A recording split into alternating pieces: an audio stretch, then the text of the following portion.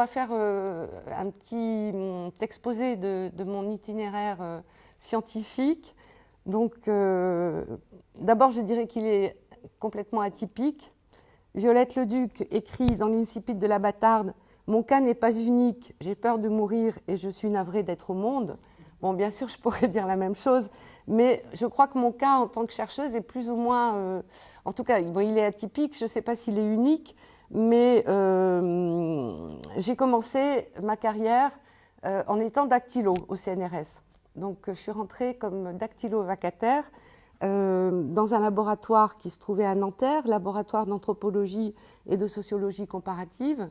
Et j'étais chargée, j'ai trouvé ce poste sur une petite annonce, je ne sais plus si c'était du Figaro ou du Monde, à la suite d'un cambriolage où on m'avait volé ma machine à écrire portable qui me servait à gagner ma vie en tapant des thèses, enfin à payer mes études en tapant des thèses, des maîtrises et des choses comme ça.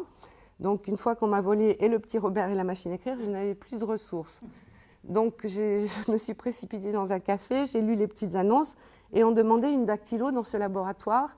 Donc je suis allée passer les tests, il y avait peut-être 30 candidates, je pense, il n'y avait pas de garçons, et j'ai été sélectionnée. Mais le travail, c'était pas... à l'époque, il n'y avait pas d'internet, il n'y avait pas d'ordinateur, donc on tapait tous les livres à la machine, à la main. Et donc je tapais des livres en nahuatl, en haoussa, en mongol, enfin dans toutes les langues possibles et imaginables, sur des machines à écrire. Et donc les travaux des chercheurs. Et puis au bout de 2 ans, la responsable du service d'édition de ce laboratoire est partie travailler au Journal des Africanistes et avec beaucoup de difficultés, j'ai finalement pris sa place. Elle m'avait formée entre-temps dans les 2 années. Et donc j'ai eu un vrai poste au CNRS, un poste qui n'était pas un poste de chercheur, mais un poste d'ITA, ce qu'on appelle ingénieur technicien administratif. Et j'ai dirigé pendant 5 ans ce service d'édition de ce laboratoire pour les ethnologues. Et entre-temps, j'avais fait des études d'allemand, après l'hypocagne que j'ai faite en province. Et ensuite, j'ai commencé des études de linguistique générale.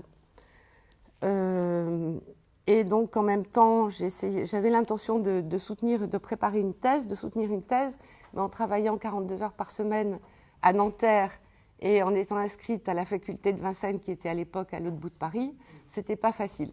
Donc, j'ai voulu échanger mon plein temps contre un mi-temps. Et comme je ne savais pas du tout comment m'y prendre, un jour, j'ai mis une petite annonce à côté de l'ascenseur de la MSH, de l'ancienne MSH Boulevard Raspail, en disant que j'ai changé un poste à plein temps contre un poste à mi-temps. Et le lendemain, j'ai eu un coup de téléphone.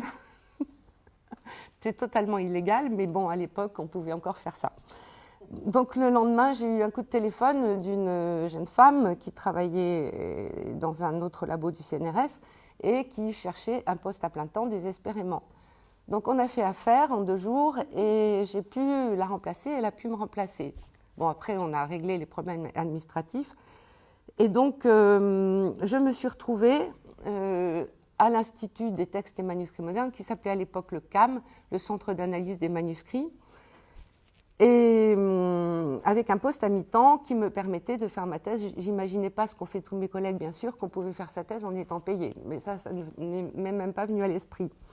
Donc voilà, et la condition sine qua non pour pouvoir faire cet échange, c'était de maîtriser l'allemand. Mais comme j'avais déjà fait une maîtrise d'allemand qui ne me servait absolument pas dans mon boulot précédent, j'ai pu donc utiliser mon allemand parce que j'ai commencé à travailler sur les manuscrits de Heinrich Heine, qui venaient d'être ramenés en France par Louillet et qui ont contribué à la fondation de cet institut. Donc ça, c'était un coup de chance. Il y a eu beaucoup de hasard dans ma carrière. Donc ensuite, je suis rentrée à ce qui est devenu l'ITEM en tant que germaniste, en tant qu'ITA toujours, bien sûr, pas chercheur. Et en même temps, j'ai préparé donc une thèse de doctorat sur le français oral et populaire qui s'est appelée « Garçons et filles, pratique argumentative du discours oral ». Et à l'époque aussi, je travaillais beaucoup avec Claire Michard, ici présente, linguiste. Et j'ai publié donc des articles de linguistique sur ce domaine. Et puis, en arrivant à l'ITEM, j'ai commencé à travailler sur les manuscrits des grands écrivains. Donc, vous voyez la liste des grands écrivains. Et donc, d'abord sur Heine, puis ensuite sur Proust, sur Francis Ponge, sur d'autres. Et c'est en travaillant sur des manuscrits de Proust, pas les manuscrits de la recherche, mais les manuscrits d'une nouvelle de jeunesse qui s'appelle La Confession d'une jeune fille. Les manuscrits sont à la Bibliothèque nationale. s'est éveillé mon intérêt pour les écrits qui parlent tout particulièrement de la sexualité. Je ne sais pas si vous connaissez ce texte de Proust, La Confession d'une jeune fille, où une jeune fille se confesse de ses turpitudes, enfin du fait qu'elle est attirée par une autre personne alors qu'elle ne devrait pas, etc.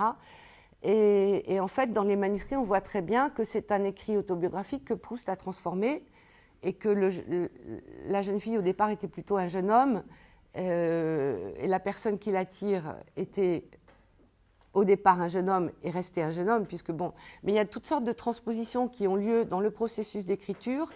Et par exemple, presque tous les adjectifs sont restés au masculin dans le manuscrit. Il y a des choses comme ça, bon, qui m'ont beaucoup intéressée. Ensuite, j'ai travaillé donc ce texte de Proust, c'était à la fois les écrits sur la sexualité et le rôle de l'autobiographie dans l'écriture de fiction. Comment on passe d'écrits autobiographiques à la fiction. Donc ces deux aspects-là m'ont beaucoup intéressée. Et j'ai travaillé donc sur d'autres auteurs, Ingeborg Bachmann, donc des auteurs de langue allemande par exemple. Ingeborg Bachmann, je ne sais pas si ça vous dit quelque chose. Elle a écrit une nouvelle qui s'appelle Un pas vers Gomorrhe en français. Et donc j'ai travaillé sur les brouillons sur les manuscrits de cette nouvelle. J'ai travaillé sur Christa Wolf, son livre qui s'appelle en français Trame d'enfance. Sur Thomas Mann, une nouvelle qui s'appelle Die Betrogen, la dernière nouvelle qu'il ait écrite, qui s'appelle en français Le Mirage. C'est l'histoire d'une femme ménopausée qui a de nouveau ses règles et parce qu'elle est amoureuse d'un jeune homme. Et en fait, l'histoire est absolument sordide. Mais bon, ça m'intéressait beaucoup de voir comment Thomas Mann avait écrit cette nouvelle. Puis est venue Violette Leduc, ensuite Christiane Rochefort, Irène Nemirovsky, Annie Ernaux. Donc j'ai travaillé ensuite sur beaucoup d'écrivains de sexe féminin, d'écrivaines, je ne sais pas comment il faut dire. Et il s'est trouvé qu'en 1994, on a créé l'équipe que j'ai dirigée depuis, donc ça fait maintenant 20 ans, qui s'appelle Genèse et autobiographie. Donc nous ne travaillons pas sur un auteur, mais sur des centaines d'auteurs en fait, dans cette problématique de comment on écrit les textes autobiographiques, les journaux personnels, etc. Équipe qui a été proposée par Philippe Lejeune. Et puis j'ai travaillé aussi, mais ça c'est un peu un à côté de mon travail, de mes recherches principales, sur les écrits de femmes russes, les écrits autobiographiques de femmes russes en langue française au XVIIIe et au début du XIXe siècle. Donc ça a donné lieu à une publication, je vous montrerai ça plus tard, avec Elena Gretchanaya qui est ici présente. Voilà, donc l'objet principal de mes travaux, c'est l'étude des manuscrits, vous l'avez compris. Je ne travaille pas sur les livres imprimés, bien sûr je les lis, mais c'est obligatoire, mais ce n'est pas mon objet de recherche, ce n'est pas mon matériau de recherche. Et donc ça pose beaucoup de problèmes. D'abord l'accès aux originaux, il faut les localiser, ce n'est pas toujours facile. Bon, maintenant avec Internet c'est devenu plus facile, mais pas toujours. Il faut ensuite avoir des autorisations pour travailler sur les manuscrits d'un auteur. Par exemple, pour le cas de Violette Leduc, quand j'ai commencé à vouloir travailler sur ces manuscrits, ils étaient dans des archives privées. Ça a été toute une aventure avec Suzette Robichon pour essayer de les dénicher, de savoir où ils étaient, comment on y avait accès.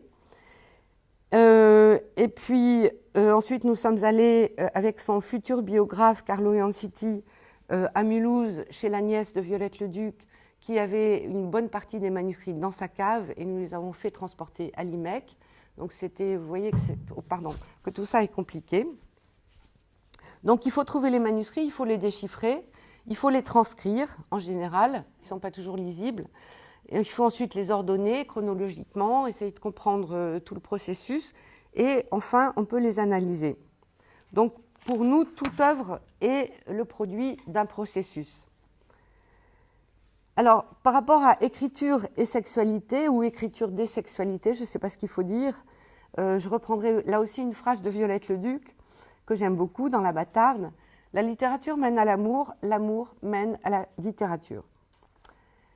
Donc, mes recherches en critique génétique m'ont amené à constater à quel point l'écriture sur la sexualité, et en particulier lorsqu'il s'agit de ses formes les moins acceptées socialement, est soumise à tout un ensemble de pressions, de contrôles, de censure et d'autocensure. Et cette constatation, qui peut paraître a priori triviale, devient d'une complexité fascinante lorsqu'on a la chance d'avoir accès aux manuscrits qui portent les traces concrètes du travail d'écriture, de travail de production de l'œuvre et parfois de ses conditions même de production. Ce qui m'intéresse donc, c'est la manière dont, en devenant l'objet du processus d'écriture, la sexualité est représentée, voire transfigurée, mise en littérature. Donc je cite encore Violette Leduc, et j'aurai peut-être l'occasion de revenir sur cette citation. « Le corps est secret, il prend, il ne vous rend rien. À toi de le rendre transparent. » Elle s'adresse à elle-même, bien sûr. « Peine perdue, le corps ne se souvient pas, ce sera du toc et de la fantaisie. Pourquoi effaroucher? Pourquoi scandaliser? Présomptueuse, ouvre d'abord ton cahier. » Donc ça, c'est dans La folie en tête. Et chez Violette Leduc, la sexualité est vraiment omniprésente. Donc maintenant, je vais vous parler un petit peu plus de Violette Leduc. Donc, elle occupe une place singulière. Voilà. Elle occupe une place singulière dans la littérature française du XXe siècle. Son œuvre est transgression, poésie jubilatoire, émotion intense. Son écriture a cette faculté particulière de, je cite Michel Causse dans un entretien avec Françoise Armingaud, de transmuer en or le plomb de son existence. En épopée lyrique, la pesanteur triviale du quotidien. Méconnue du public jusqu'au succès de La Bâtarde en 1964, elle a fasciné d'autres écrivains, ses contemporains. Jean Genet, Nathalie Sarraute, Albert Camus, elle était amie avec Nathalie Sarraute, Albert Camus, Jean-Paul Sartre, Marcel Jouhandeau, mais surtout Simone de Beauvoir qui, rencontrée en 1945, la conseillera et la soutiendra tout au long de sa vie, un cas de figure sans doute unique dans l'histoire littéraire. Née en 1907 des amours ancillaires d'un riche bourgeois qui ne la reconnaîtra jamais et d'une mère jeune domestique dans cette famille, Violette Leduc grandit dans un milieu très pauvre, enfance dont elle relatera certains épisodes dans L'Asphyxie en 1946, puis dans sa trilogie autobiographique. Elle eut certes à surmonter de nombreuses difficultés, sa naissance illégitime, tout d'abord, le fait d'être née femme et de se croire laide, un grand dénuement matériel, une relative solitude, cruellement ressentie. Toutes ces difficultés vont doter cette écorchée vive d'une grande liberté d'esprit, lui permettront toutes les audaces afin de donner libre cours à sa passion de l'inaccessible. Son œuvre d'inspiration largement autobiographique, donc, fit scandale à l'époque en raison de sa liberté de ton et surtout de la place qu'elle y accorde aux diverses expressions de la sexualité. Récit d'un avortement illégal dans Ravage, regard sur la prostitution dans La folie en tête, inceste adelphique consenti dans Le taxi, amour et relations sexuelles entre femmes dans plusieurs de ses œuvres, La Famée, Thérèse et Isabelle et La Bâtarde, relations sexuelles avec des hommes traités du point de vue d'une femme dans Ravage, dans La folie en tête, dans La chasse à l'amour, mais aussi amour sans issue d'une femme pour des hommes homosexuels et amour aussi hétérosexuel. Enfin, la difficulté de vivre et d'écrire en tant que femme, je souligne bien ce fait, traverse ces textes comme des leitmotivs. Née dans la petite ville d'Arras, Violette grandira à Valenciennes, entre sa mère, froide et distante, donc l'incipit de l'Asphyxie, c'est « ma mère ne m'a jamais donné la main », mère pour qui elle représente l'incarnation vivante de sa faute, entre guillemets, et sa grand-mère qu'elle appelle l'ange Fidéline, que l'enfant adore mais qui meurt prématurément de la tuberculose. C'est au collège qu'a lieu la rencontre avec la littérature, mais aussi avec une autre pensionnaire, Isabelle. À l'initiation vibrante d'érotisme et de passion de la jeune Violette à cet amour interdit qu'elle célébrera dans Thérèse et Isabelle, mais qu'elle vit sans culpabilité, succède une liaison avec une surveillante du collège, Denise Hergès, qu'elle nomme Cécile dans Ravage et Hermine dans La Bâtarde. Dénoncées, les deux jeunes femmes sont exclues du collège. Violette Leduc s'installe quelque temps plus tard à Paris avec Denise, avec qui elle vivra pendant une dizaine d'années une relation assez orageuse, et travaille comme rédactrice aux éditions Plomb, puis exercera d'autres emplois modestes. Denise, devenue institutrice après avoir renoncé à sa vocation de pianiste, subviendra ensuite aux besoins de sa compagne, malade. Violette Leduc a été malade pendant longtemps. Elle se consacre, Violette, alors à la lecture et fréquente la librairie d'Adrienne Monnier. C'est à cette époque qu'elle fait la connaissance d'un jeune homme, Jacques M., photographe, donc qu'elle désigne sous le nom de Marc dans Ravage et de Gabriel dans La Bâtarde, qu'elle épouse en 1939, mais dont elle se séparera un an plus tard, après avoir subi un avortement non seulement illégal, mais extrêmement dangereux, parce qu'elle en était à 5 mois et demi de grossesse.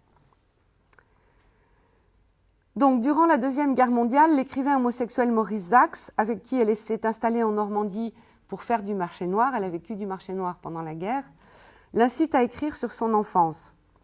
Il lui dit textuellement, paraît-il, « Vos malheurs d'enfance commencent de m'emmerder, vous prendrez votre cabas, un porte-plume et un cahier, et vous irez vous installer sous un pommier, vous écrirez ce que vous me racontez. » Donc, au début de 1945, des amis organisent une rencontre avec Simone de Beauvoir.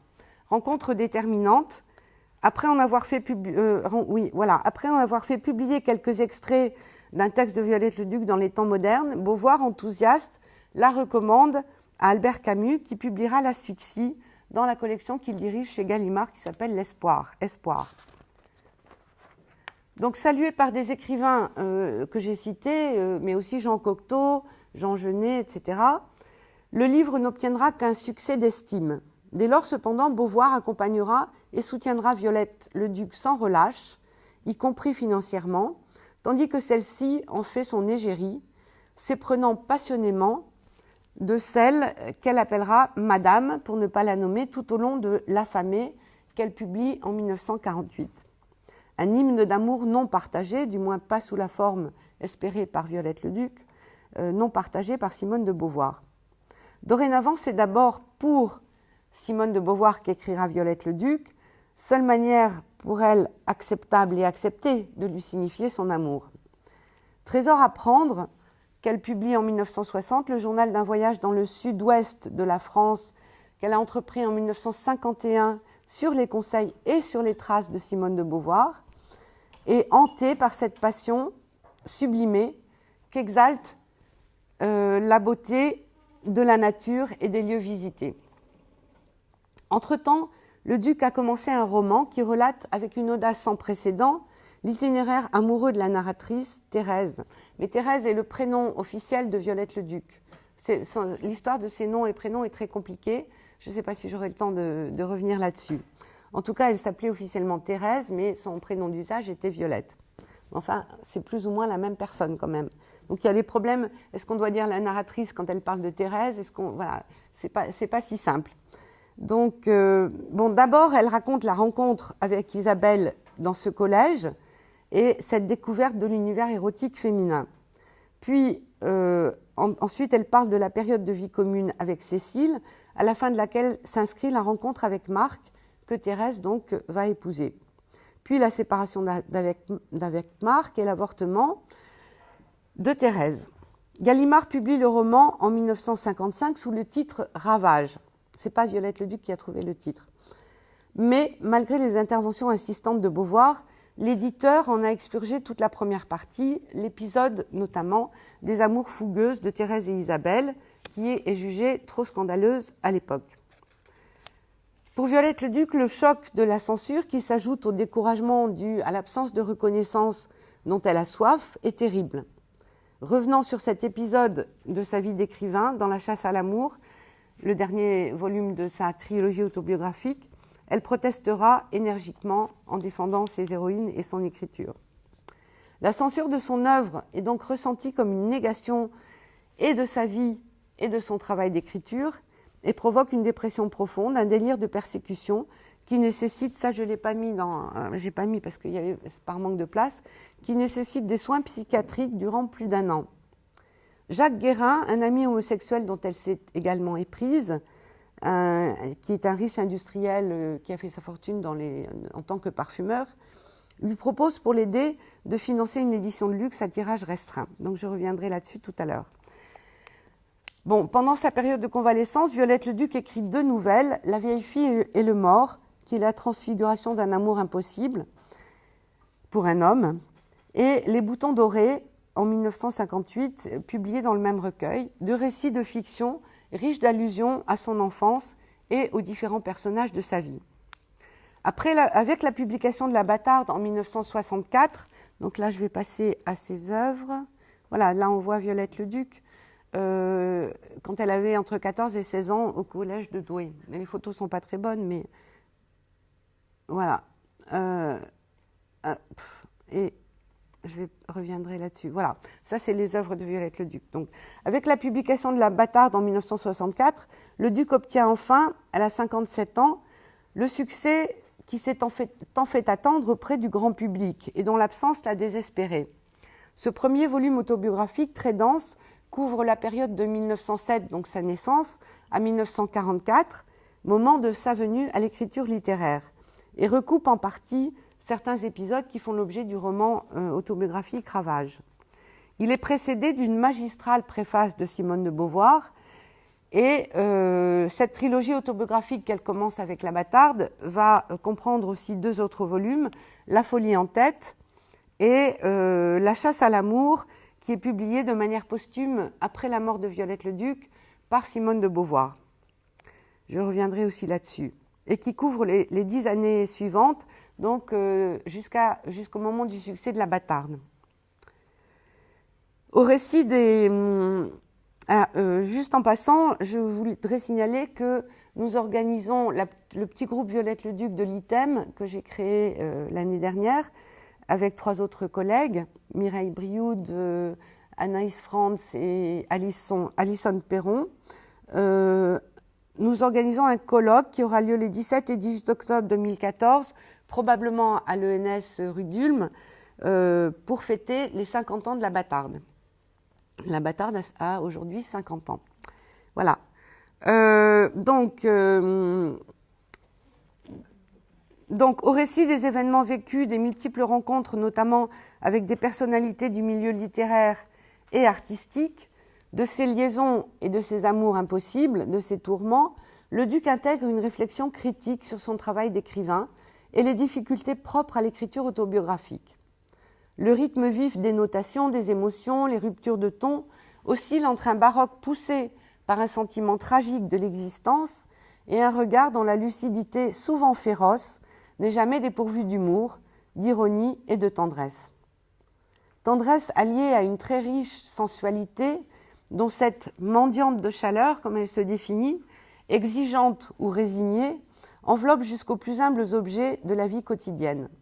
Ça peut être un peigne dans les cheveux, qui est un trait d'union entre sa grand-mère Fidéline et Simone de Beauvoir, une serpillière abandonnée dans la rue, qui est le prétexte d'une méditation poétique, les cendres de son poêle, ou encore des paillettes de mica qui scintillent sur le sol du métro, avec lesquelles la solitaire improvise un dialogue sur l'écriture. Ou bien encore une lame de rasoir sur laquelle elle écrit une dizaine de pages au début de La chasse à l'amour, en discutant de la vie et la mort avec cette lame de rasoir, savoir si elle va ou non se suicider. Et donc voilà, c'est un très très beau passage. Je ne pense pas que j'aurai le temps de vous le lire, mais voilà. Donc elle décrit ces objets avec une extrême sensibilité et une extrême poésie. La Bâtarde, dont la presse reconnaît les qualités remarquables, est cependant jugée trop osée pour recevoir l'un des grands prix littéraires. Et Violette Leduc répondra « Je n'écris pas pour les cheminées, pour les gens qui ont des belles cheminées. voilà, elle n'écrit pas pour qu'on mette ses livres sur des belles cheminées et tant pis pour le prix. Même si elle regrette que le succès vienne si tard, trop tard, son talent est enfin reconnu, elle est enfin fêtée, ce qui lui permet au moins d'améliorer sa situation financière, de ne plus dépendre d'une allocation que par le truchement des éditions Gallimard lui versent Beauvoir et Sartre, et d'améliorer sa situation financière. Donc c'est ce succès qui lui donnera l'énergie de tenter à nouveau de publier après une ultime révision les 150 pages exclues 10 ans plus tôt de Ravage par la censure de Gallimard, pré-censure en fait, dont elle avait cependant inséré sur les conseils de Beauvoir une partie dans La Bâtarde. C'est le 3e chapitre de La Bâtarde. Le récit de cette rencontre amoureuse entre les deux collégiennes est donc enfin publié par Gallimard en 1966. Donc c'est pour ça que vous voyez, j'ai mis en gras les textes dont je vais le plus parler, mais vous voyez qu'il y a des décalages, donc Thérèse et Isabelle, il faisait partie du livre de Ravage 1955. Donc, je vais y revenir un petit peu plus tard là-dessus. Donc, ce que cherche Violette Leduc avant tout, ce n'est bien sûr pas le scandale, mais quelque chose de très nouveau, en cela, à mon avis, qu'elle est pionnière, à savoir, je la cite, rendre le plus exactement possible, le plus minutieusement possible, les sensations éprouvées dans l'amour physique, ce qu'une femme éprouve alors. Pour satisfaire à cette exigence d'éthique littéraire, inouïe jusque-là, Leduc reprendra inlassablement ces textes dont témoignent les milliers de pages de brouillons qui ont pu être conservés, tout n'est pas conservé malheureusement, et elle s'explique en disant « J'ai savonné, lessivé, rincé à grande eau mes adjectifs et mes comparaisons. » Parfaitement consciente de la force novatrice de ses propos, de son propos, elle l'est également quant à la portée de cet hymne à l'amour. Donc, elle termine Thérèse et Isabelle avec cette phrase magnifique « Nous avions créé la fête de l'oubli du temps, nous serrions contre nous les Isabelle et les Thérèse qui s'aimeraient plus tard avec d'autres prénoms. » Donc, le défi qu'elle s'impose, elle le définit aussi de cette façon, écrire le mot impossible sur la courbe d'un arc-en-ciel. Ça, c'est une définition plus poétique. Donc l'érotisme, et particulièrement celui que partagent deux femmes, est un sujet, on le sait, assez périlleux en littérature. De fait, sensualité et sexualité sous presque toutes leurs formes sont au cœur de son œuvre. C'est par exemple avec la même sincérité subversive que Violette Leduc raconte dans La Bâtarde, comment elle, et là elle s'appelle vraiment Violette, comment elle entraîne sa compagne à exposer contre son gré leurs ébats au regard d'un voyeur pour avoir de l'argent et acheter une table en lac. Elle raconte ses tentatives infructueuses pour convaincre sa compagne de former un trio avec son futur mari Gabriel, ses relations passagères avec des partenaires masculins, souvent beaucoup plus jeunes qu'elle, ses craintes, ses maladresses, ses doutes, ses ridicules et ses échecs. Le lecteur est pris à témoin des fantasmes et des tourments empreints de jalousie que lui inspirent ces amours impossibles, qu'elle qualifie d'amour abstraites, d'une part Simone de Beauvoir, d'autre part ses amis homosexuels, donc Maurice Sachs au début, et ensuite Jacques Guérin, dont elle s'est éprise, des amours inaccessibles. Admiratrice de l'œuvre de Genet dont elle fut l'amie, elle est fascinée par les hommes homosexuels et se fait aussi leur porte-parole. Chantre des penchants pour l'illicite, je la cite, aucun aspect de la sexualité donc ne lui est étranger, ce que je vous ai expliqué tout à l'heure, et même l'onanisme dont elle parle tout à fait ouvertement, le plaisir solitaire, mon doigt, mon frotteur d'étoiles, écrit-elle, ou d'une scène d'échange érotique entre des jeunes prostituées en prison, qui est une très belle scène dans La folie en tête. Donc, consacrant entièrement à l'écriture les dernières années de sa vie, Leduc s'installe à la fin de sa vie à Faucon, un petit village en Provence, près d'Avignon. Et d'ailleurs, elle a toujours aimé écrire dehors, en pleine nature. C'est là qu'elle s'éteindra en 1972 des suites d'un cancer du sein. Malgré, ou à cause peut-être de son audace, jusque-là inégalée, dont elle a fait preuve dans son œuvre, ces manuscrits contiennent nombre de passages inédits, que Violette Leduc, traumatisée par la censure exercée par son éditeur, a renoncé à publier. Donc Thérèse et Isabelle, notamment, on va le voir en détail, est un texte mutilé, fragmenté et qui a été tardivement reconstitué. Sa conception de l'écriture, à la fois humble, puisqu'elle se voit comme ménagère pendant que j'écris, écrivain pendant que je lave le parquet, d'une lucidité vigoureuse et provocante, reste profondément empreinte de sensualité et elle ne cesse de l'affirmer. Écrire, c'est donner sa chaleur. Écrire, c'est se prostituer, c'est aguicher, c'est se vendre. Elle n'est pas la seule à le dire, ça. Chaque mot est une passe. Adjectif, tu viens. Dis, tu viens, chérie. Je te ferai des choses, adjectif. Tu monteras au ciel. Combien? Le prix du livre à paraître. Plus encore, dans son univers, littérature et amour sont absolument indissociables. Donc, je vous l'ai dit, la littérature mène à l'amour mène à la littérature. Au tout début des années 50, Violette Leduc fait part en ces termes à Simone de Beauvoir de ses espoirs et de sa lucidité. Donc, l'extrait que je cite vient de Trésor à prendre. Vous m'avez dit, madame, elle s'adresse à Beauvoir donc, que les femmes, avant 200 ans, créeront ce que les hommes créent. Je vous crois, je veux vous croire, puisque vous, dans votre siècle, avec votre intelligence, avec les livres que vous écrivez, vous nous le prouvez avec beaucoup d'avance sur l'horaire, ce féminisme valeureux. Avant 200 ans, point de suspension, il y a un mais. Ce mais invincible, c'est la liqueur d'homme dans le pinceau du peintre, à la pointe du crayon de l'écrivain. Donc voilà, d'inspiration largement autobiographique, y compris dans les récits de fiction, l'œuvre de Violette Leduc est étroitement imbriquée à sa vie, dans cette obsédante exigence d'authenticité. Elle dit « Un mot juste, un seul, et je me foutrai de l'opprobre et du péché ».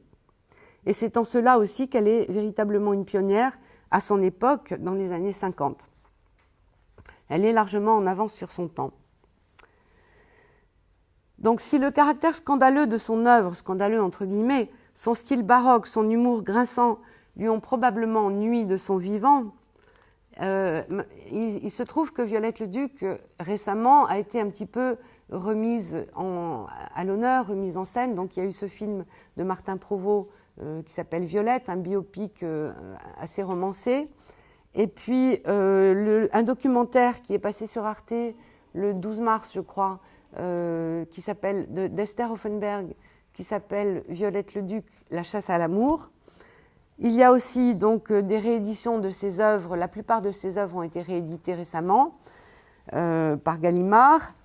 Et il y a aussi une réédition de la biographie de Carlo Ianciti, qui a également publié sa correspondance, une partie de sa correspondance, malheureusement pas croisée, mais il y a beaucoup de lettres qu'elle adresse à Simone de Beauvoir dans cette correspondance. Et voilà, et donc pas mal de choses. Et puis, je vais vous parler des projets actuels. Donc, on va passer à la suite. Voilà, donc ça, c'est un portrait. Donc, les portraits viennent essentiellement de la biographie de Violette Leduc. Donc, bon, je ne sais pas ce que j'aurai le temps de vous raconter, mais je vais peut-être revenir sur la question de la censure de Thérèse et Isabelle et de comment ça s'est déroulé tout ça, au risque de me répéter peut-être un peu. Mais voilà, c'est peut-être ce que j'ai choisi d'approfondir avec vous parce que c'est... Bon, là, on a le rapport au manuscrit, le rapport à la Genèse, vraiment. Alors, relire donc Thérèse et Isabelle, 1966, la première édition, qui n'est qu'une édition partielle. Et sinon, un chapitre de La Bâtarde en 1964. Donc, qu'est-ce qui se passe si on relit Thérèse et Isabelle aujourd'hui? L'érotisme et la ferveur amoureuse qui s'en dégagent toujours, cette manière si particulière à Violette Leduc d'allier poésie et réalisme, en font, à mon avis, un plaisir rare et toujours renouvelé. Oui, mais de quelle Thérèse et Isabelle s'agit-il? Le livre qui est paru sous le titre Thérèse et Isabelle, donc attendez, je vais avancer encore, hop, voilà, on est là. Donc, le livre qui est paru sous le titre Thérèse et Isabelle, donc c'est la couverture rose, ça c'était la première édition. Après, il y a eu beaucoup d'éditions de poche avec des couvertures plus ou moins sulfureuses. Sans doute aussi connue que La Bâtarde, n'a pas pris, à mon avis, une ride. Mais c'est une œuvre aux dimensions multiples dont l'histoire complexe est encore loin d'être achevée. Il existe à ce jour dans le commerce donc 2 ouvrages intitulés Thérèse et Isabelle, tous 2 parus chez Gallimard, mais qui diffèrent largement l'un de l'autre. Quand on achète un livre dans une librairie, on ne sait pas toujours en fait ce qu'on achète. Voilà. Il y a quelquefois bien des choses derrière qu'on ignore. Donc, 2 éditions, celle de 1966, publiée du vivant de l'auteur, et la seconde qui est parue en 2000, de manière largement posthume, donc, chez Gallimard. Or, ce bref texte n'a pas été conçu par Violette Leduc comme un texte autonome. Il constitue en fait la première partie de ce roman autobiographique Ravage, qui a été également publié par Gallimard en 1954. Mais l'épisode Thérèse et Isabelle ne figure pas dans le roman, donc, dont j'ai mis la couverture ici, de l'édition originale, puisque, j'en ai parlé tout à l'heure, un comité de lecture exclusivement masculin a amputé par peur du scandale. C'est la première partie de ce roman qui en comporte 4. Donc considérée comme impubliable car trop audacieuse, du moins sous la plume d'une femme. Mais oui, parce qu'à l'époque, on publiait Genet sans tellement le censurer. Hein, donc, malgré l'insistance de Simone de Beauvoir auprès de Gallimard et auprès d'autres éditeurs, dont Jean-Jacques Pauvert, entre autres, qui venait d'éditer Sade, Histoire de Juliette et d'autres choses de ce genre. Donc les autres éditeurs se montrent d'ailleurs encore plus sévères. Et malgré le soutien de Dominique Horry, cet épisode évoquant les amours saphiques brûlantes et crues de 2 adolescentes restera donc totalement inédit pendant une dizaine d'années, jusqu'à la parution de La Bâtarde, donc, où elle va en insérer une partie.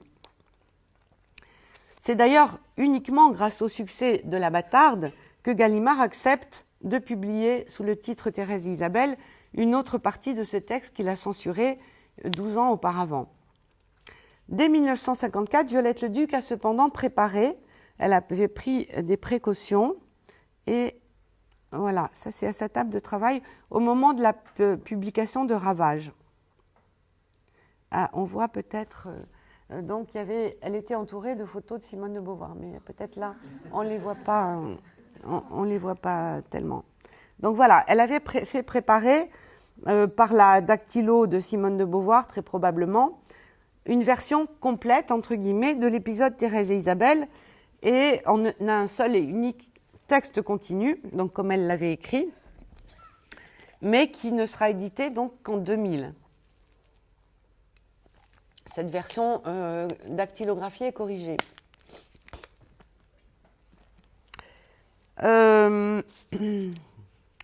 Avec le soutien financier de son ami Jacques Guérin et sur ses conseils, en guise de petite consolation après la censure de ce texte, qu'il avait totalement bouleversé et démoralisé et rendu malade, Violette Leduc prépare également, en 1955, un faux manuscrit du texte complet de Thérèse et Isabelle, qui sera tiré hors commerce. Voilà le faux manuscrit. Donc c'est pas son idée, hein, c'est l'idée de Jacques Guérin. Ça se faisait à l'époque. Genet a fait aussi faire beaucoup de faux manuscrits qu'il a vendus. Voilà, ça se faisait. On faisait gagner de l'argent aux écrivains fauchés de cette façon. Donc Violette Leduc prépare en 1955 ce faux manuscrit du texte complet de Thérèse et Isabelle, qui sera tiré hors commerce de manière artisanale en quelques exemplaires, une trentaine, et destiné à être vendu à des collectionneurs. Mais elle n'a pas du tout tiré d'argent de ça, puisqu'elle en a donné à sa marchande de tabac, à ses voisins, etc. Revenant donc sur les lieux du crime avec le même vocabulaire, dit-elle, elle invente des ratures d'infimes variantes qui n'altèrent en rien la lecture du texte. L'aspect du faux manuscrit n'a évidemment rien à voir avec les vrais manuscrits que je vais vous montrer tout à l'heure. Ces cahiers d'écoliers qui contiennent la genèse authentique du texte. Là, vous voyez que c'est très graphique, elle fait une œuvre graphique en fait. C'est pas il n'y a rien comme travail littéraire, mais c'est un travail plutôt graphique. Donc, on va voir les vrais manuscrits, vous verrez que ça n'a pas grand-chose en commun. Donc, les manuscrits, voilà. Donc ça, c'est vraiment... il y a 2 séries de cahiers, on possède, sont déposés ou sont en propriété privée, 2 séries de manuscrits de Ravage qui contiennent, ces 2 séries contiennent toutes les 2 l'épisode Thérèse et Isabelle. La première série, sur le plan chronologique, elle appartenait à Simone de Beauvoir, elle appartient maintenant à Sylvie Lebon de Beauvoir. Donc c'est une série de 6 cahiers d'écoliers. Violette Leduc écrivait toujours sur des cahiers d'écoliers, au moins les premières versions de ses textes. Et ensuite, elle recopiait sur des grands feuillets à la main, toujours, elle ne tapait pas à la machine ses textes. Donc cette première série, et la deuxième série que vous voyez ici, appartenait à Jacques Guérin. Elle a été offerte par Violette Leduc à Jacques Guérin. Et elle appartient maintenant, après la mort de Jacques Guérin, à Carlo Ianciti, le biographe de Violette Leduc. Donc c'est dans une collection privée. Donc là, cette série, elle comprend 11 cahiers. Donc, et c'est dans le 3e et dernier volume de son autobiographie, La chasse à l'amour, que Violette Leduc relate, non sans cocasserie, après avoir retracé l'épisode douloureux de la censure du texte, cet épisode où elle fabrique artificiellement, à Ibiza, pendant un séjour que lui paye Jacques Guérin, ce faux manuscrit. Le début supprimé, écrit-elle, écrit Violette Leduc, la suite de Ravage n'aura pas de poids. Thérèse, son héroïne, qui est en grande partie elle-même, Thérèse manquera de pesanteur. Il s'appelait Ravage, le roman. Je ne guérirai pas de notre amputation, affirme Violette Leduc, donc dans La chasse à l'amour, à propos de la censure de cette partie. Pour l'auteur, la censure du récit de cette initiation érotique a des conséquences catastrophiques, donc, comme je l'ai déjà évoqué. Elle tombe immédiatement malade à la suite de l'entretien avec l'éditeur, elle revient chez elle avec 39 de fièvre. Elle mettra ensuite de longues années à se remettre d'un véritable délire de persécution dont elle ne guérira jamais totalement. Cet assassinat, ce massacre, ainsi qu'elle le désignera plus tard dans La chasse à l'amour, atteint le cœur même de son activité d'écrivaine, tant ses héroïnes et leur vécu lui sont proches. Ma construction était solide, ma construction s'écroule. La censure a fait tomber ma maison du bout du doigt. La manière si particulière qu'a Violette Leduc d'aborder l'érotisme et l'expérience de la rencontre intime, associant à la description précise des gestes et des sensations, images et métaphores poétiques, une surprenante association des extrêmes, est empreinte d'une beauté toute lyrique. Elle est la première femme à oser décrire du point de vue d'une femme, celui de Thérèse Violette, ce qu'elle ressent auprès d'Isabelle dans l'amour, ce qu'elle appelle l'amour physique. Il ne s'agit pas là de simples bluettes, on est loin de l'amour platonique du puits de solitude de Radcliffe Hall, qui d'ailleurs a été lui aussi censuré en 1928, du pur sentiment amoureux à la Christa Winslow, dans Hier et aujourd'hui, jeune fille en uniforme, publié en 1931. Elle connaissait tout ça, Violette Leduc, elle avait lu tout ça. Des allusions des Claudines de Colette qu'elle juge timides, et encore moins ce qu'elle appelle les lesbiennes de pacotille du rempart des Béguines, publié en 1951 par Françoise Mallet-Joris. Il y a certes une infinie tendresse, mais aussi de la violence dans la passion érotique des 2 Amazones que sont Thérèse et Isabelle. Leurs amours sont guerrières, vivifiantes, éclatantes. Tel que le définit son auteur, le projet est complètement neuf. Donc, dans le fait qu'elle essaie de rendre ces sensations qu'on éprouve dans l'amour physique. Soulignant la fougue passionnée et l'innocence de ces 2 héroïnes, Violette Leduc se défend avec force de toute résonance obscène, puisqu'on l'a censurée pour raison d'obscénité. Le début de Ravage n'est pas sale, il est vrai. Il salira celui qui veut être sali. Retour à l'envoyeur. C'est de l'amour, ce sont des découvertes. Thérèse et Isabelle sont toutes neuves. Elles s'aiment dans un collège pendant 3 jours et 3 nuits. Effectivement, la liaison a duré plus longtemps, mais dans le livre, elle en a fait un épisode en 3 jours et 3 nuits. Elle ne voit pas le mal. La censure le verrait-elle où il n'est pas? Thérèse et Isabelle sont trop authentiques pour être vicieuses. Il n'y a pas de vice. Fin de citation. De fait, on ne trouve pas trace dans Thérèse et Isabelle du sadomasochisme plus ou moins ritualisé présent chez d'autres écrivaines plus contemporaines à propos d'érotisme et de sexualité, qui est d'ailleurs le plus souvent tourné vers l'autre sexe, comme Catherine Robbe-Grillet, alias Jean ou Jeanne de Berg, ou Catherine Millet. Bon, il y a d'autres. Plus récemment, on a d'autres écrivaines comme Christine Angot, Virginie Despentes, qui ont osé, bien sûr, aller au-delà, sans parler de Monique Wittig avec Les Guerrières ou Le corps lesbien. Qui est d'ailleurs, mais je ne pense pas que Violette Leduc ait lu Monique Wittig. Enfin, je n'ai pas de témoignage là-dessus, je ne pense pas. Quant au texte lui-même, la suppression opérée dans Ravage donc, a pour conséquence de déséquilibrer la structure globale du roman autobiographique et en altère le sens et la portée, puisqu'elle l'infléchit dans une direction toute différente de celle qu'a voulu Violette Leduc. En voulant retracer l'ensemble de l'itinéraire amoureux de Thérèse, de l'adolescence à la maturité, Ravage aurait eu alors l'ampleur, s'il avait été publié tel que le voulait Violette Leduc, elle aurait eu l'ampleur d'un véritable roman de formation, d'une sorte d'éducation sentimentale du XXe siècle, vue du côté féminin.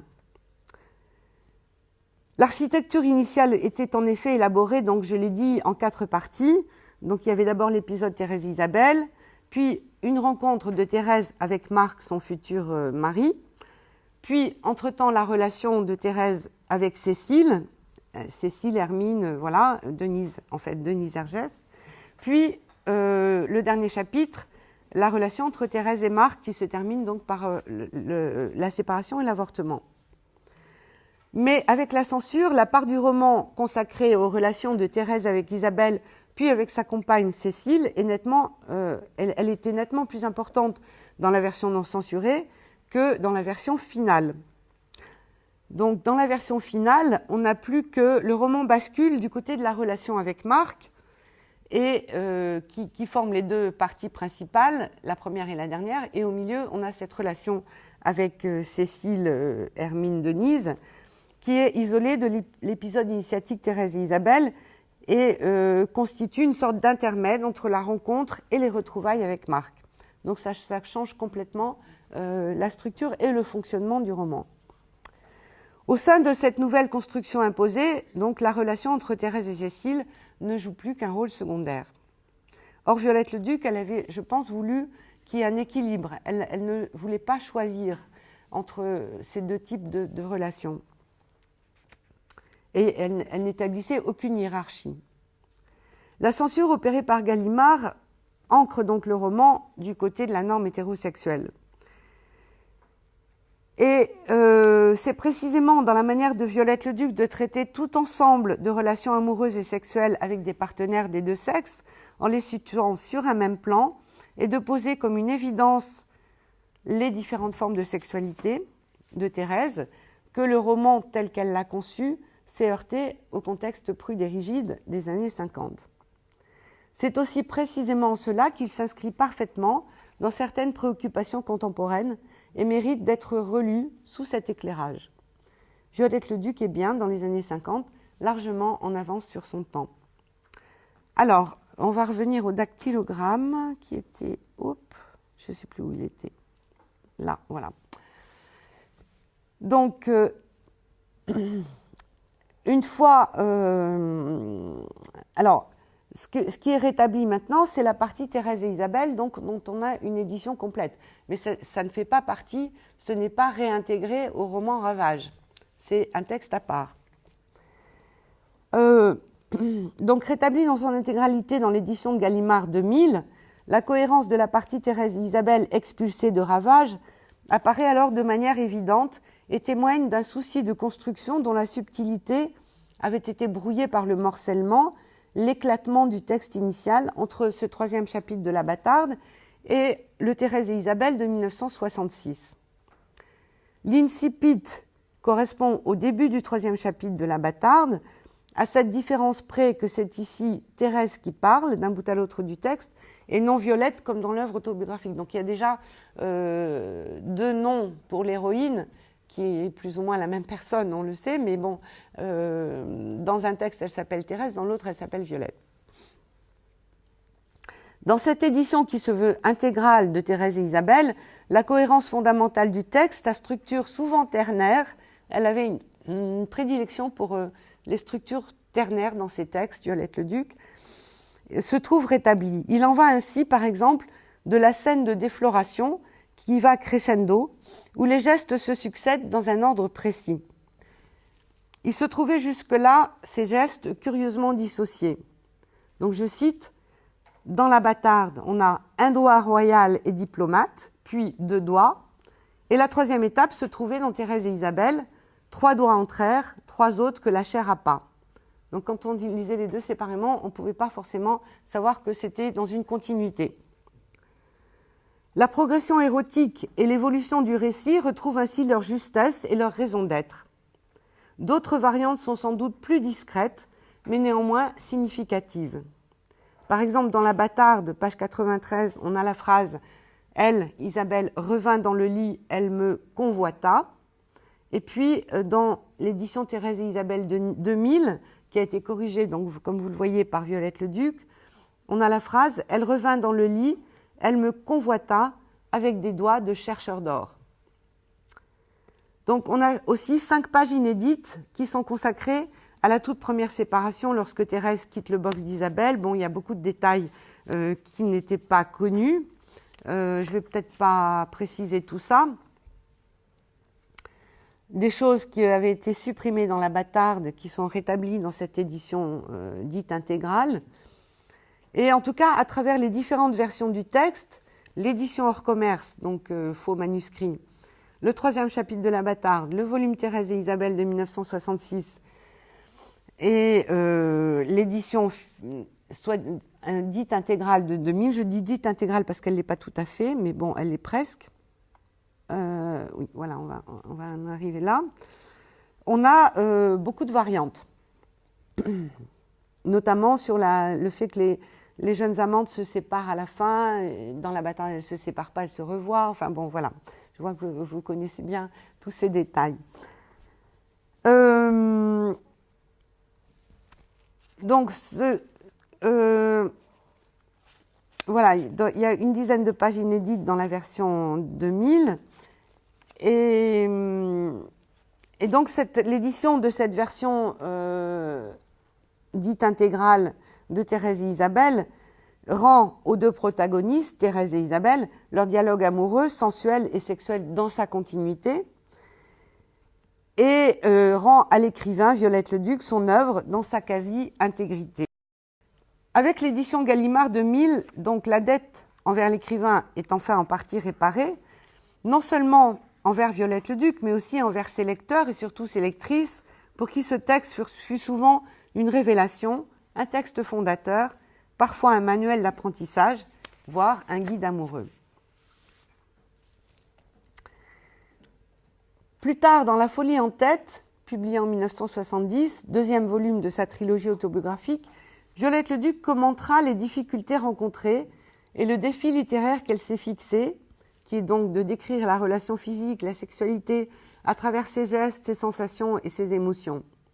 Ce qu'elle relate alors, c'est la lutte que représente l'écriture pour d'abord capter les sensations vécues. Il ne faut pas oublier que ce sont des sensations qu'elle a vécues 20 ans auparavant. Elle avait 17 ans à l'époque de cette rencontre avec Isabelle. Elle, l'auteur, je parle. Mais là, c'est vraiment très délicat de faire une distinction entre l'auteur et la narratrice. Donc, sensations qu'elle s'efforce de faire revivre, puis de mettre en mots, et les risques que comporte un tel défi. Capté par la mémoire ou tout autre moyen, il lui arrive, relate-t-elle, de se caresser en écrivant afin de retrouver émotions et sensations qu'elle s'efforce de décrire avec la plus grande exactitude, ces sensations érotiques relèvent, donc capter ces sensations érotiques relève en effet de l'exploit. Autant tenter, dit-elle, de transporter la brise dans un panier, sans compter l'opprobre et la censure dont elle se sent constamment menacée. Je la cite. « Je devrais tout dire si je parle d'elle, elle c'est Isabelle. Notre lit, nos avalanches, nos paroxysmes, je n'oserais pas. J'ai peur à l'avance. Ce sera dégoûtant sans que je le veuille. Le corps est secret, donc il prend, il ne vous rend rien. À toi de le rendre transparent. Peine perdue. Le corps ne se souvient pas. Ce sera du toc et de la fantaisie. » Fin de citation. Donc au long des 3 années de genèse de cet épisode, là je parle de l'épisode Thérèse et Isabelle, l'ensemble du roman lui prendra 6 ans. Violette Leduc ne cessera, et les manuscrits le prouvent, donc comme elle dit, de lessiver, de rincer à grande eau ses adjectifs et ses comparaisons, ne cessera de craindre le qu'en dira-t-on et de douter du bien fondé de son entreprise. Une entreprise de cinglé, dit-elle, je ne me souviens de rien. Et voilà ce qu'elle écrit dans La folie en tête. Parler de nos doigts, le spasme n'est pas un cours de catéchisme. L'indicible diffusion, l'indicible confusion. Je n'y parviendrai pas. En somme, tu compteras fleurette aux sensations. Ne me demandez pas de transporter la brise dans un panier. C'est une fugitive, cette sensation. Je ne peux pas l'arrêter au passage. 2 adolescentes seront engluées dans tes confitures. Non, ses propres confitures. Nous étions des guerrières, nous combattions pour défaillir. Le sexe n'est pas charmant, le sexe n'est pas exquis. Combien je voudrais notre viande nue sur la feuille du cahier. Mais Simone de Beauvoir veille. Tous les 15 jours, elle donne rendez-vous à Violette Leduc qui lui soumet ses cahiers d'écolier sur lesquels elle écrit et réécrit inlassablement. Je pense que Simone de Beauvoir a dû lire des milliers de pages de Violette Leduc. Ces rendez-vous bimensuels ont la valeur d'un viatique. Beauvoir conseille et encourage sa protégée. Même s'il en reste peu de traces visibles sur les manuscrits, où Simone de Beauvoir ne semble guère intervenir directement, la correspondance se fait l'écho de ces échanges réguliers entre les 2 écrivaines. Simone de Beauvoir n'est pas seulement la toute première lectrice de Violette Leduc, elle est aussi et surtout son inspiratrice, puisque Violette Leduc lui dédie chacun des cahiers manuscrits de Ravage. Dans un des cahiers, pas celui-là, donc vous voyez que sur la première page du cahier, elle écrivait toujours son nom et son adresse de peur de les perdre dans le métro ou dans les autobus. Et la numérotation du cahier est à Simone de Beauvoir. Tous les cahiers, elle écrit à Simone de Beauvoir. Donc le texte est dédié à Simone de Beauvoir. Ensuite, l'objet cahier lui-même, elle l'a offert à Jacques Guérin. Donc, mais c'est 2 choses différentes. Le contenu, la dédicace pour le contenu et la dédicace pour le dédié en tant que contenu et dédicacé en tant qu'objet. Donc voilà, elle est sur le cahier de Ravage de la première série, elle écrit « À Simone de Beauvoir que j'aimerais toujours, qui vivra dans mon dernier souffle ». Donc, cette œuvre qu'elle désigne comme sa préférée, Ravage, qui retrace sous forme à peine romancée l'itinéraire de son double Thérèse, de l'adolescence à la maturité, connaît une gestation longue et difficile. En témoignent donc ces 2 séries de cahiers manuscrits. Là, je n'ai pas de reproduction de la première série. La première série, qui appartient à Sylvie Lebon de Beauvoir, est nettement plus simple. Elle est moins travaillée que la seconde que je vous montre ici. Donc là, vous pouvez voir l'épaisseur du cahier, parce que qu'est-ce qu'a fait Violette Leduc ? Personne ne sait pour quelle raison, mais elle reprenait ses textes sur plusieurs séries de cahiers, et là, pour Ravage, elle a arraché les différentes réécritures, les pages du cahier, et elle les a collées sur la première version. Donc on a une sorte de cahier millefeuille de palimpseste, où il y a 3 ou 4 versions d'une page, collées l'une sur l'autre à la colle blanche des écoliers. Donc la colle, entre-temps, a séché. Donc c'était, même si le papier est de très mauvaise qualité, parce que c'est du papier fin des années 40, on a pu, la plupart du temps, décoller les différentes versions et pouvoir les comparer. Mais c'était un travail très, très délicat. Donc voilà. Donc elle faisait ça. Après, elle a abandonné cette méthode et elle écrivait sur des séries de cahiers voilà, qui se reprenaient les uns les autres, mais sans collage. Donc, elle transforme ces cahiers d'écoliers en véritables millefeuilles. Donc, c'est seulement l'étude des manuscrits qui permet de mesurer l'ampleur du travail d'écriture, mais aussi les mutations et mutilations qu'a subi le volume édité. Ainsi, les 2 séries de cahiers qui retracent l'épisode d'Isabelle présentent-elles des fragments communs, mais aussi de nombreuses variantes, notamment en ce qui concerne l'incipit, donc le tout début du texte, l'incipit envisagé, qui précède et introduit l'épisode essentiel Thérèse et Isabelle. Le cahier de la première version commence par une scène où Thérèse, âgée de 12 ou 13 ans, garde le bébé-fille d'une voisine qu'on lui a confié et lui caresse le sexe de son doigt. Ensuite, elle raconte qu'un Anglais l'embrasse dans une maison qui vient de brûler, qui appartient à une autre voisine. Et enfin, vient une scène de dialogue avec sa mère où Thérèse envisage de travailler en usine, alors qu'elle a 13 ans, elle est une jeune adolescente, pour aider sa mère financièrement afin qu'elle renonce à se marier, puisque sa mère, à l'époque, épouse celui qui sera le père d'un autre enfant, donc légitime cette fois, Ernest Dehoux. Et la mère étant sur le point de se marier, veut mettre sa fille en pension. Dans la seconde série de cahiers millefeuilles, donc celle que vous avez sous les yeux, le récit s'ouvre sur un hymne au vent nocturne, je crois que j'ai mis, voilà, sur un hymne au vent nocturne, une rêverie lyrique et sensuelle aux accents proustiens. Ce texte est très proustien et c'est pas par hasard, je pense, parce qu'elle admirait beaucoup Proust et elle le lisait à cette époque intensivement. Sur ce vent qu'elle appelle le bousculeur d'espace qui balaie la ville endormie et les maisons de 3 heures du matin. Ce vent prophétique, symbole vivant de liberté, a pour effet de, dit-elle, décrasser la mémoire de la narratrice. Il la pousse à débusquer un souvenir hautement significatif, souvenir qui précède immédiatement la rencontre avec Isabelle. Donc, commun aux 2 séries de cahiers, même s'il n'est pas introduit de la même façon, l'épisode qui précède la rencontre Thérèse-Isabelle, qui couvre plusieurs dizaines de pages, est extrêmement retravaillé, mais qui disparaîtra totalement du roman, sans doute naufragé avec Thérèse et Isabelle dans son ensemble. Cet épisode introduit pourtant à merveille la première partie de Ravage. Il s'agit du souvenir du premier geste ou du premier acte érotique conscient, parce qu'il y en a eu d'autres, mais ils n'étaient pas forcément conscients, de cette Thérèse adolescente, elle a 14 ans, qui se produit également dans le cadre du collège. Dans une lettre à Simone de Beauvoir, Violette Leduc écrira que cet épisode, que j'ai appelé l'épisode de la main dans le sac, constitue l'un des 3 événements les plus importants de sa vie. 3 événements, donc un autre c'est la mort de sa grand-mère et je ne sais plus quel est le 3e. Il correspond aussi sans doute à ce qu'éprouvent bien des adolescentes. Il s'agit tout d'abord de la description d'un professeur qui s'appelle Mademoiselle Godefroy, qu'admirent toutes les élèves et que vénère la jeune Thérèse, adolescente, au point de, dit-elle, mentir et tricher pour en être remarquée et qui se tuerait pour elle.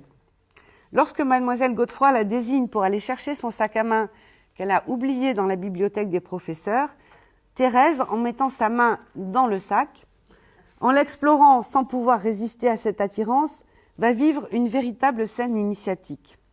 Donc je vais vous montrer, voilà, ça c'est juste pour vous, je fais une petite pause là pour commenter un peu les images, c'est pour vous montrer à quel point le texte est retravaillé. Il y a à peu près 5 versions de cette histoire de l'incipit, de cette histoire de la main dans le sac, et encore on n'a peut-être pas toutes les versions, c'est les versions qui sont conservées. Donc voilà, ça, il y a un travail de déchiffrage.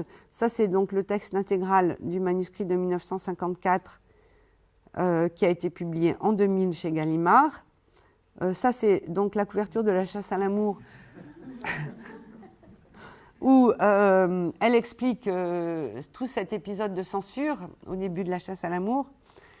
Et voilà, l'épisode de la main dans le sac, qui est dans ce même cahier donc, dont je vous ai montré les premières pages. Donc elle explore ce sac et cela constitue une véritable scène initiatique. Je la cite, « Ce n'est pas pour voler qu'elle met sa main dans le sac, ce n'est pas par curiosité. C'est comme si nous nous promenions ensemble avec mademoiselle Godefroy. J'aurais mis ma main au fond, tout au fond de la poche de sa jaquette. Je marcherai à côté d'elle. Je ne serai pas une élève, je serai son amie. Ma main n'est pas gantée, pourtant je la dégante en la sortant du sac de mademoiselle Godefroy. Ma mère dit que les nids sont des ventres. J'ai mis ma main dans un ventre. Le sac à main de mademoiselle Godefroy est un ventre biffé nid. Au fil des réécritures, Violette Leduc n'aura de cesse de développer la découverte érotique de Thérèse autour du sac de mademoiselle Godefroy, dans lequel donc la narratrice introduit sa main. Un désir d'ouverture traça avec son sifflement de grenade. L'ensemble, voilà, donc c'est une des phrases remarquables. Un désir d'ouverture traça avec son sifflement de grenade. Je n'ai pas mis le texte de la transcription malheureusement. Je détournais les boules de nacre du fermoir, je refermais. Le claquement ressembla à un claquement de lèvres, à un claquement de petits poissons jetés sur la balance. Ou bien plus loin, j'ouvrais, je refermais le sac à main. Cette main se retint en oiseau inquiet sur de petits objets. Miséricorde d'un mouchoir qu'elle a biffé, miséricorde de la batiste d'un mouchoir, austérité du box-calf d'un petit billet, elle a biffé d'un petit billet, froideur de la galalite d'un poudrier, elle a biffé poudrier. Puis ma main se frotta aux objets intimes et biffés de mademoiselle Godefroy, puis elle s'immobilisa dans le ventre de dinguerie. J'étais hébétée de confort. Ces réécritures témoignent de la prise de conscience progressive par la narratrice de la portée, de la signification de son désir, de son geste et des dangers qui l'accompagnent. Donc je lis un passage plus loin dans le manuscrit. Je m'accusais d'avoir plongé ma main dans son sac à main. Elle a biffé à main dans son sac. Je répétais « Où est le mal ? Où était le mal ?» La question recommençait sur le même rythme que celui des battements de mon cœur. La question dépassait mon cœur dépassait la question. Mon corps était une question. Il fallait savoir où était le mal quand on introduisait sa main dans un trou, quand on caressait les objets de celle dont on est l'esclave secrète. Dans les différentes versions des deux séries manuscrites, l'épisode initiatique de la main dans le sac est biffé par des larges croix de Saint-André. Là, vous voyez, donc c'est une partie de cet épisode. Donc tout a été biffé et c'est un mystère. On ne sait pas si ça a été biffé par Violette Leduc elle-même, ni quand, ou par Simone de Beauvoir peut-être. C'est peu probable, mais bon, ce n'est pas exclu. En tout cas, tout l'épisode est biffé. Mais il sera repris par Violette Leduc, alors qu'elle l'a travaillé et retravaillé. Il sera repris 10 ans plus tard dans La Bâtarde, mais de manière parfaitement allusive, énigmatique, méconnaissable, réduit à une simple allusion qu'elle fait à une chose sacrée, à un fruit défendu, dont le lecteur ne peut deviner la signification tellement elle est à ce point édulcorée. Je cite donc le passage de La Bâtarde. Je soulevai le sac à main sur la table. C'était tout mademoiselle Godefroy, comme si je l'avais soulevé de terre, comme si je l'avais prise sous les aisselles. J'emportais la chose sacrée, je m'attristais lorsque je la donnais. C'est tout. On n'a rien d'autre comme explication. Donc par sa richesse même et par les thèmes qui y sont déjà inscrits, l'incipit inédit de Ravage représente bien un chaînon manquant de l'itinéraire de Thérèse et un trou noir dans l'œuvre de Violette Leduc. Toujours est-il que dans l'une et l'autre des versions manuscrites, l'épisode initiatique de « La main dans le sac », comme je l'appelle moi, c'est pas elle qui l'appelle comme ça, précède immédiatement la rencontre de Thérèse et Isabelle, et notamment la scène dans la cordonnerie où Isabelle taquine Thérèse. Nous commencions la semaine le dimanche soir dans la cordonnerie, qui constituera également le début du chapitre de La Bâtarde. Lorsqu'on lit ou relit Thérèse et Isabelle aujourd'hui, au XXIe siècle, l'accusation d'obscénité énorme et précise, impossible à publier ouvertement, qui a été proférée en 1954 par le comité de lecture de Gallimard, fait sourire, ainsi que les conseils péremptoires donnés alors à Violette Leduc de supprimer l'érotisme tout en gardant l'affectivité et d'entourer d'un peu d'ombre ses techniques opératoires. Si elle a dû se plier en partie à ces exigences, ce phénomène de gommage, d'édulcoration, d'autocensure de passages érotiques reste surtout sensible dans La Bâtarde lorsqu'on confronte les cahiers manuscrits au texte imprimé. Donc pas seulement sur ce passage de la main dans le sac qu'elle a presque complètement supprimé, mais aussi il y a énormément de passages plus ou moins érotiques, mais pas seulement d'ailleurs des passages érotiques, qui ont été supprimés entre le manuscrit et l'édition. Quant à Thérèse et Isabelle, on ne peut s'empêcher de regretter que même l'édition Gallimard 2000, dite intégrale, ne soit pas tout à fait complète. Il y manque le ou les incipits restés inédits, ce chaînon manquant de l'itinéraire de la jeune Thérèse, mais surtout on aimerait que soit exaucé le vœu de Violette Leduc que Ravage soit un jour réédité tel que l'avait conçu son auteur. Puisque le début de Ravage n'est pas sale, il est vrai, il salira celui qui veut être sali. Il n'en reste pas moins que Violette Leduc était parfaitement consciente de la portée de cette œuvre, de cette première partie de Ravage qui deviendra Thérèse et Isabelle, et de son rôle de pionnière dans ce domaine. Bon, je vous remercie. Alors,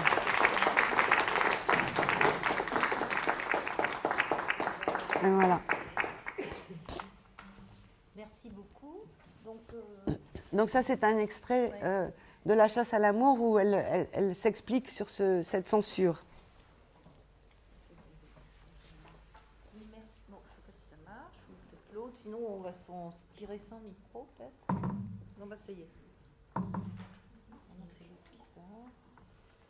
Et qu'est-ce qu'on a après? Ah oui. Ah voilà, oui, non, j'ai pas dit ça. Ah pardon, mais je vais revenir. Alors voilà, La main dans le sac, donc j'ai la partie que j'ai transcrite inédite de cette histoire de main dans le sac du professeur, dans le sac à main, elle va être publiée, donc il y a trois versions de ce texte vont être publiées par les éditions du Chemin de Fer et le livre doit sortir, ce sera un petit livre, qui doit sortir le 10 juin. Voilà, donc qu'est-ce que j'ai mis? Voilà, j'ai encore mis une photo de Violette Leduc. Je vais revenir sur le texte tout à l'heure. Et ils ont déjà publié, ça je l'ai apporté, je crois. Ah oui, j'ai apporté des choses. Donc avant les questions, je montre. Donc les éditions du Chemin de Fer ont fait une réédition d'un texte de Violette Leduc qui s'appelle Je et les dormeurs, qui avait été publié à titre confidentiel dans les années 50. Donc ça, je peux le faire circuler. J'ai ici le DVD du documentaire d'Esther Hoffenberg qui s'appelle Violette Leduc, La chasse à l'amour, qu'on peut se procurer à la librairie Violette & Co, représentée ici par Catherine Florian. J'ai apporté donc La chasse à l'amour, mais parce que peut-être je reviendrai là-dessus.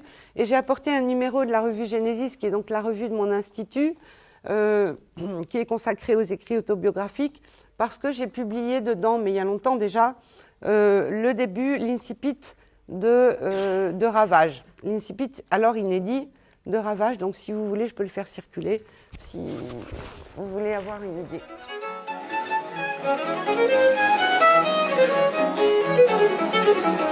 Thank you.